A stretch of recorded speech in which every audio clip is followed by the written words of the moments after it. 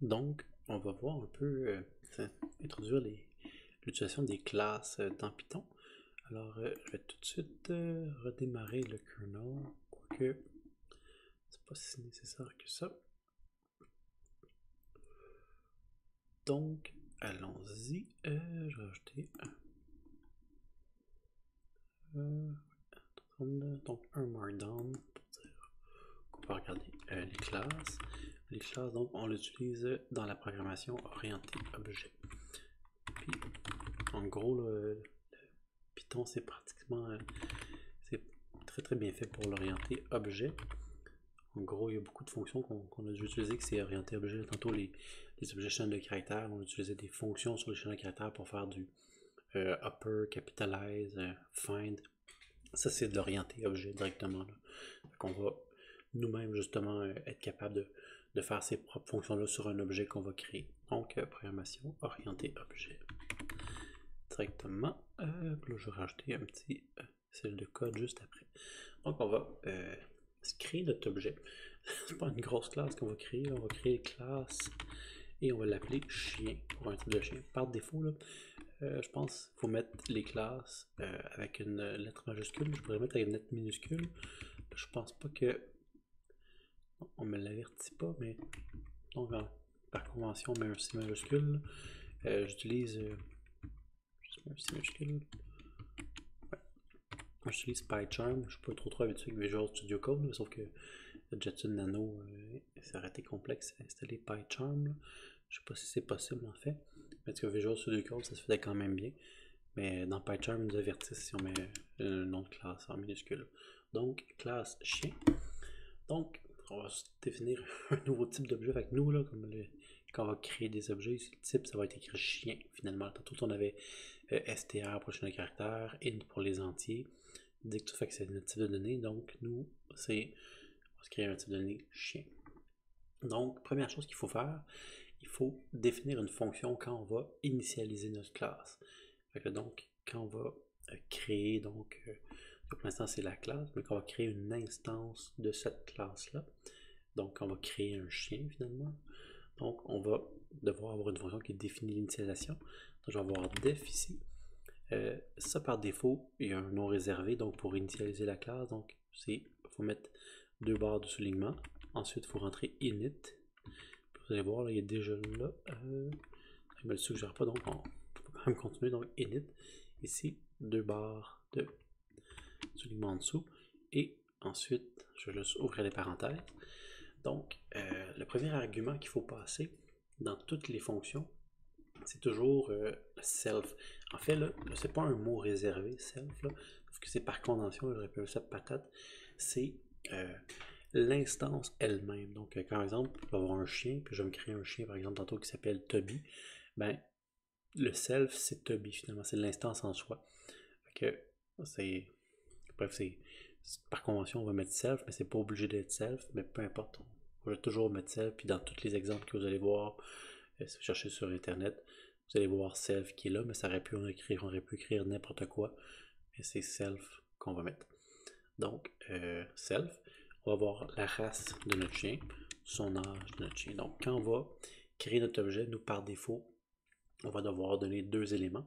On pourrait mettre des éléments par défaut là, en mettant un égal, mais je ne ferai pas ça pour l'instant, on ne va pas se compliquer la vie plus qu'autre chose. Donc, un 2 points ici. Fait que ça, c'est une méthode. En fait, c'est la méthode donc pour initialiser donc notre instance. Fait que ça, c'est init, c'est une méthode. Sauf qu'on n'aura pas à l'appeler cette méthode-là. C'est un peu une méthode, c'est ce qu'on appelle une fonction. Mais elle est appelée dès qu'on crée notre chien. Là, je vais simplement donc faire self.age. Fait qu'ici, le point race, plutôt, on est dans l'ordre grec. Ça ici, le race, ça va être un attribut donc de ma classe.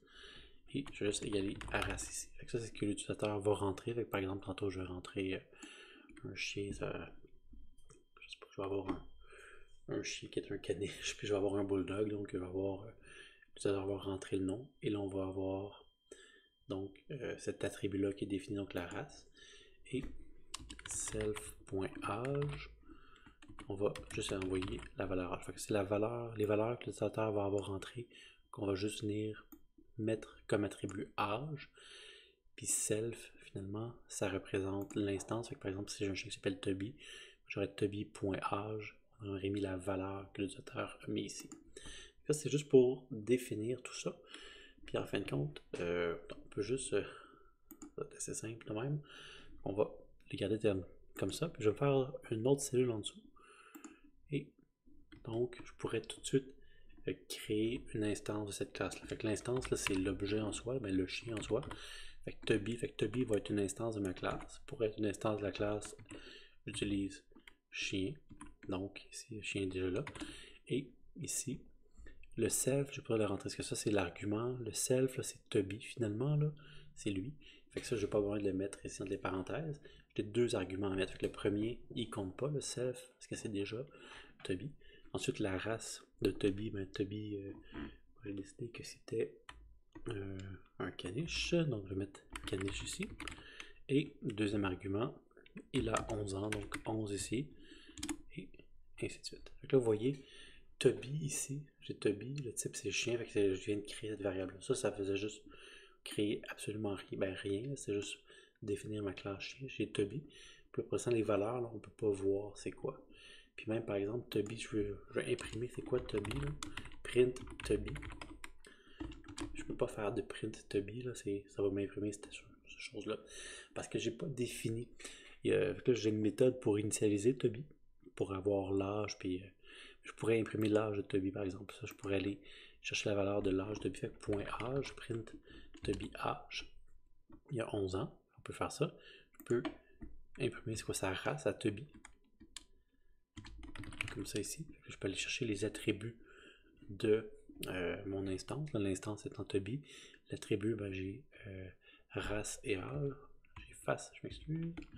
Donc, imprimer la race, caniche. Fait que je peux aller chercher ça, mais je ne peux pas faire un print de Toby. Parce que la classe chien, fait que je peux aller imprimer chacun de ses attributs, les chercher. Donc, aller chercher la race et l'âge, mais je ne peux pas imprimer Toby au complet. Pour imprimer, il faut définir.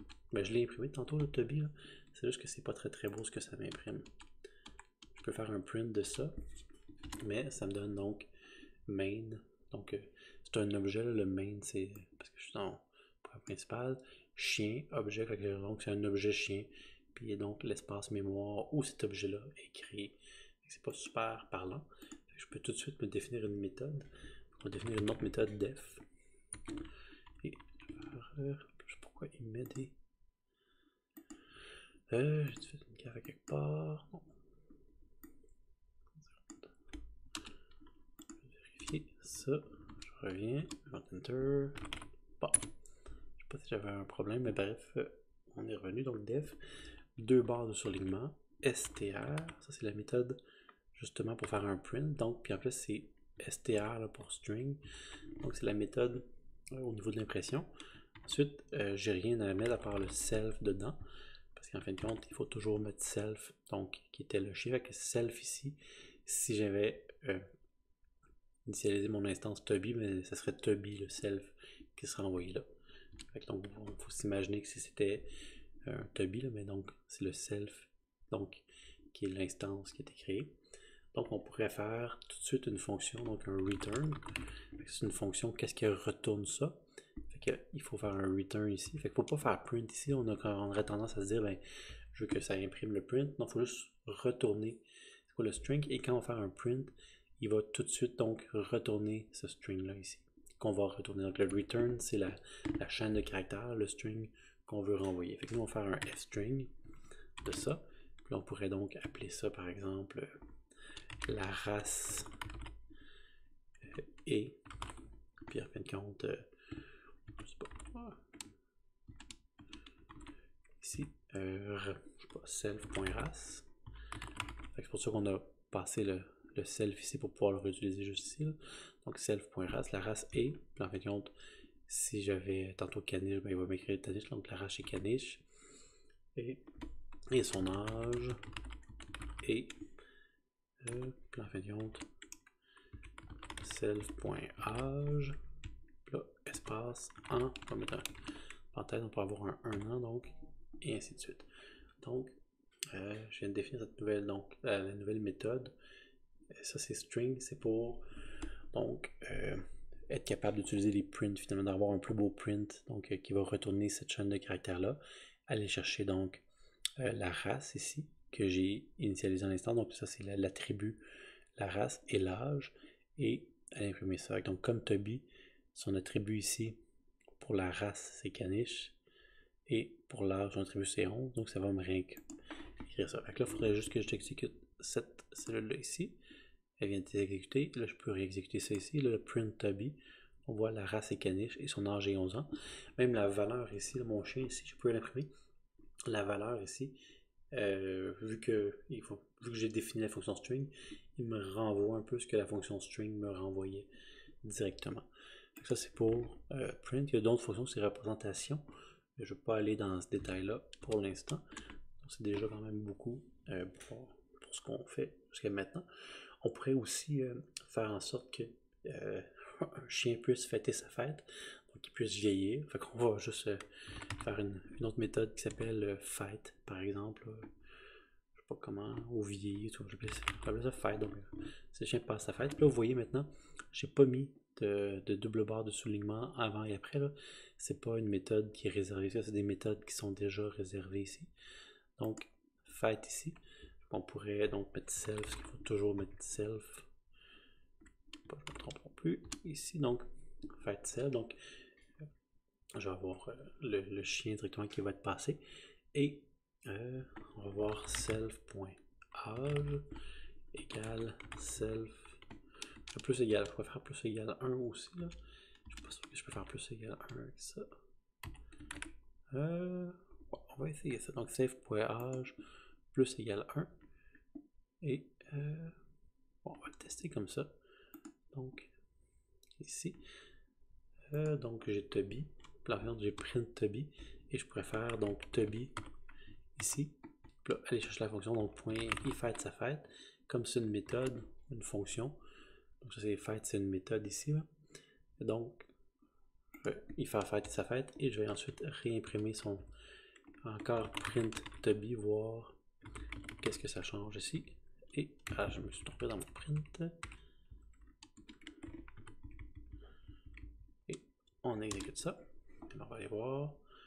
Donc on voit ici, j'ai ma classe chien. J'en fais une instance. Toby, c'est l'instance ici. Et Caniche, ici, ce que j'envoie, ça va être un attribut donc de mon instance. Et 11, ça va être l'attribut âge de mon instance Toby. Là, j'imprime, je print de Toby, ce qui me renvoie donc ce que retourne la fonction ici. Donc, je renvoie la race et l'âge ici, 11 ans, et Caniche. Là, j'ai une fonction Toby a fêté sa fête. Quand il fête sa fête, j'ajoute 1 à son âge. Donc, la race est Caniche et son âge est 12 ans. Fait que ça, c'est donc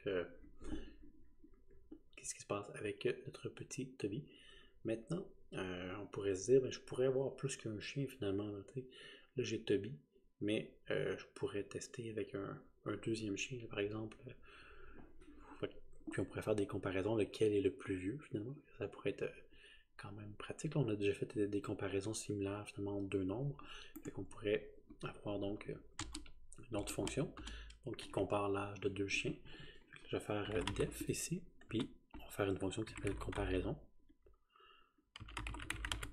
Qui est juste ici. Donc par défaut, c'est le self. Puis ça, c'est important de comprendre. Le self ici, c'est l'instance. Fait que quand j'ai fait cette ligne-là ici, j'ai rien mis ici pour le self, parce que Toby, c'est lui le self. Fait que Toby, ce petit Toby-là ici, c'est lui qui est envoyé dans ma fonction self ici. Fait que, donc je remplace le self par Toby. Puis je prends Toby, point son âge, puis j'ajoute 1 à l'âge de Toby. Fait que c'est pour ça qu'on met rien. C'est un peu mélangeant. C'est vraiment un petit peu fatigant parce qu'on a une fonction avec un argument. Mais l'argument, par défaut, Python, il prend justement l'instance qui envoie comme argument. C'est un peu mélangeant, là, surtout quand on en a plusieurs. C'est genre ici qu'on a initialisé. Donc, la fonction initialisée, dès que j'appelle ma classe, c'est la première fonction qui est faite, mais pas tout à fait la première fonction, mais on va considérer que c'est la première fonction. Donc, ici, j'envoie Toby dans le self ici. Et cet argument-là, je l'envoie dans race. Cet argument-là ici, je l'envoie dans âge. C'est pour ça qu'on a trois arguments. Puis ici, on pense en avoir 2 ici, mais c'est Toby finalement, le premier en première position, notre argument. Et donc, on va comparer l'âge de 2 chiens ensemble. Fait que, par exemple, on va voir self, puis on va voir other. Puis other, c'est l'autre. Fait que donc, j'ai self, ça va être le chien qu'on veut de la fonction, puis ça va être un autre chien de la même classe. Donc ça, c'est une méthode qui va comparer 2 chiens entre eux. Fait que, par exemple, en fait compte, on pourrait dire if self .âge plus grand ou égal plus grand que other age. Donc, finalement, l'other, c'est l'autre chien qu'on va comparer. On va voir qu'on se crée deux chiens différents. Ben, on va juste faire un print ici. Je vais faire un f-string parce que j'adore les f-strings, mais c'est le plus facile. Donc, le. Puis en fin de compte, on pourrait juste faire la race. Self.race. Donc, fait que self, ça va être le chien qu'on va utiliser, donc avec lequel on va appeler la méthode. Donc par exemple, si c'est caniche, je vais avoir une autre sorte de chien tantôt, est plus vieux. Fait que donc self.âge est plus grand, donc est plus vieux. Parce qu'ici, je dis que si l'âge de l'ami du chien qui est dans le self, puis il va y avoir un autre chien tantôt, il faut qu'on le crée. Donc self.race, donc la race, par exemple, le caniche est plus vieux que le. Puis en fin de compte, on va mettre encore une fois other.race. Puis un petit point ici. Donc ça marche. Et là, on pourrait juste faire l'inverse. Fait qu'on va avoir un elsif, donc un elif ici. Donc elif ici, j'aurais donc self.âge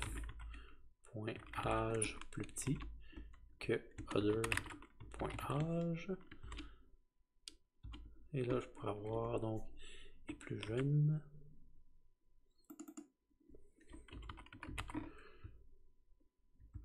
Parfait, plus petit.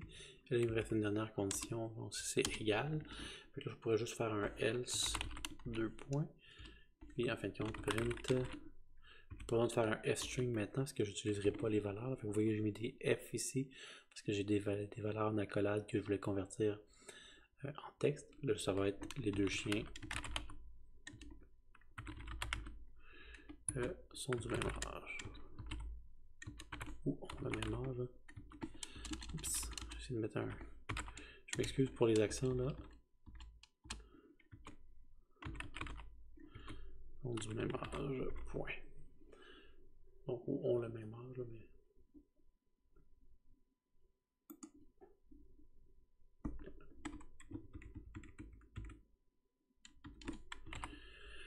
Et je pense que ça met fin à cette fonction-là. Ouais, là, je vais pouvoir juste exécuter ça, cette classe-là. Là, j'ai juste mis à jour ma classe. Et là, maintenant, j'ai Toby qui a 11 ans, il a fêté sa fête. Puis, on va créer aussi un autre chien à côté. Fait que donc, on peut créer après. Donc, on va créer Mimi. Comme ça, ici. Donc, c'est classe, c'est chien ici, et en fin de compte, ça va être lui, Mimi, ça va être un bulldog, et il va avoir quel âge, je sais pas trop quel âge, c'est un tout petit chien, il a 2 ans. Donc, je viens de créer Mimi, et en fin de compte, on va faire un print de Mimi. Oupsie, j'ai oublié ça ici. Je m'excuse, c'est un peu lent, là, je fais une capture vidéo en même temps, fait que j'ai un petit délai par rapport à ce que je vois, donc, et c'est parfait. Donc ça, tantôt j'ai Toby qui est tout de suite après avoir initialisé, donc créé l'instance, je l'ai imprimé, je l'ai fait vieillir, je l'ai imprimé, ensuite Mimi, j'ai tout de suite imprimé, donc la race est Bulldog, et son âge est 2 ans, donc on a ça. Là maintenant on pourrait vérifier finalement qui est plus vieux finalement dans les chiens. Là. Donc, ou en fin de compte, tu pourrais même faire vieillir Mimi. Là. Par exemple, le Mimi est là, mais j'ai accès, donc Mimi, je pourrais tout ça prendre son âge. Je vais dire, ben, Mimi, finalement, moi je veux que tu aies 4 ans, finalement. Mimi, âge 4 ans. Puis, je vais exécuter ça. Puis là, vous voyez même ici, là, la valeur a changé dans ce qui était représenté. Là. Si je fais un print juste ici, donc de Mimi, donc je peux aller changer la valeur. Mimi.âge. Donc, pour être bien clair, là, chien, c'est ma classe d'objet. Toby et Mimi sont des instances de cette classe. Âge ici, ça c'est l'attribut de mon instance Mimi. Puis si je regarde juste le âge ici, ça va être l'attribut donc de ma classe. Fait que donc, l'attribut de mon instance Mimi, c'est 4. Fait que Mimi, lui, a 4 ans. Et si je vais au niveau de Toby, ben Toby, lui, je pense qu'il est rendu à 12 ans, parce que je vais vieillir d'une année. Donc celui, son attribut âge, c'est de 12. Voilà, on le voit bien ici. Donc, je peux même changer la valeur de l'âge directement là, si je veux. On peut aussi donc comparer. J'ai fait vérifier une comparaison entre les deux, parce que pour l'instant j'ai 4 ans et 12 ans. Je pourrais juste tester. Donc par exemple, si je veux comparer leur âge, je pourrais faire Toby, point comparaison. Et là, donc, par exemple, je vais utiliser la fonction comparaison. Fait que Toby, ici, le self, ce que j'ai ici dans la fonction self, c'est Toby. Fait que Toby, lui, va être envoyé dans le self. Fait que Toby va être envoyé dans le self. Et le other, ben ça me prend encore. Donc ici, de la façon que je vais mettre mon code, j'ai besoin d'une autre instance de cette classe-là.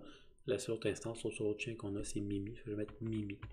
Fait qu'en fait, cette fonction-là va comparer Toby à Mimi, puis me dire lequel des deux, ça va me renvoyer la phrase qui va me faire vérifier qui est le plus vieux finalement. Donc, puis j'ai même pas besoin de faire un print parce que la fonction me fait un print. Fait que je vais juste faire Enter ici. Et je vais voir ici le caniche est plus vieux que le bulldog, puisque Toby finalement, c'est mon caniche. Donc, c'est toujours lui qui est dans la phrase, c'était toujours le self qui est en premier. Puis comme c'est Toby ici qui est mon caniche, donc le caniche est plus vieux que le bulldog. Ça c'est correct. Si j'avais appelé d'une autre façon, si j'avais fait Mimi, point comparaison, avec Toby.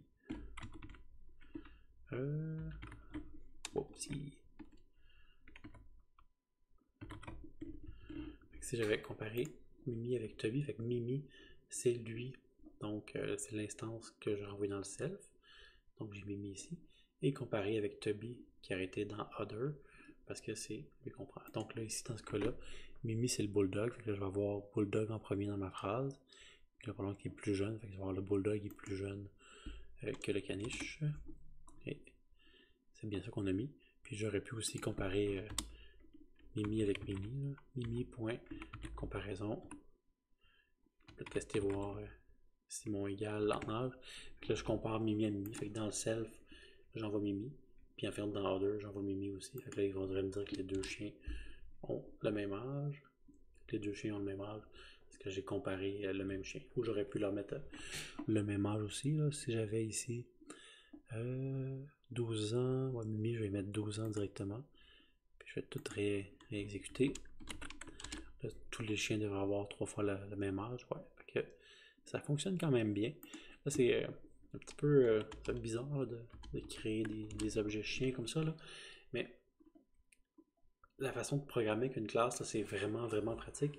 Puis enfin, on n'a pas le choix de bien comprendre ça.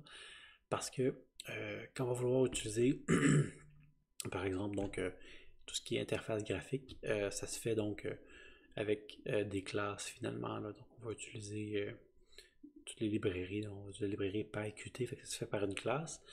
Puis en fait, pour organiser notre code, premier laboratoire, on va justement faire une connexion sérielle finalement avec notre Arduino.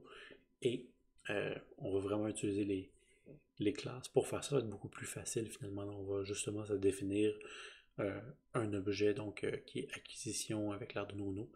Ça va être, on va avoir une classe qui va s'appeler acquisition. Là. Ça va être beaucoup plus facile utiliser donc cette classe-là à l'intérieur en fin de compte d'une autre classe. Là. Mais bref, ça va nous permettre de bien structurer notre code. C'est tout pour les classes pour l'instant. Je sais que ça fait beaucoup de choses, mais donc ça va toujours être la même chose qu'on fait les classes. On va avoir un init.